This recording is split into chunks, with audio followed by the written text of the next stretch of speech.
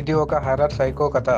ఒక సాధారణ మనిషి ఎలా భయంకరమైన హంతకుడిగా మారుతాడు, అతని మనసులో ఏమి జరుగుతుంది, అతను ఎందుకు చంపుతాడు అనే విషయాన్ని ఈ కథలో తెలుసుకుందాం. ఎట్టకేలకు ఒక మనసు ఎలా రాక్షసంగా మారుతుందో తెలుసుకుందాం. రాత్రి 10 గంటలు దాటింది. మంచు కమ్మేసిన గ్రామం. అంచున ఉన్న ఒక పాత ఇల్లు ఒక్కసారిగా కదిలినట్టయింది. లోపల ఎవరో బలంగా అరుస్తున్నారు. దయచేసి వదిలేయ్, చంపకు నన్ను అనే స్వరం వినగానే మనసు గడ్డకట్టిపోతుంది. కానీ ఆ ఇంట్లో ఉన్నవాడు రాహుల్. ఒక్క మాట మాట్లాడడు. అతని కళ్ళలో చీకటి, అతని చేతిలో కత్తి. రాహుల్ సాధారణంగా చక్కగా మాట్లాడే, మంచిగా కనిపించే వ్యక్తి. గ్రామంలో ఎవ్వరికీ అనుమానం లేదు అతను సైకో అని. కానీ లోపల అతని మెదడు ముక్కలు ముక్కలుగా విరిగిపోయాయి. అతని చిన్నతనంలో ఒక సంఘటన అతని జీవితాన్ని మార్చేసింది. తన తండ్రి రోజు తన తల్లిని కొట్టేవాడు.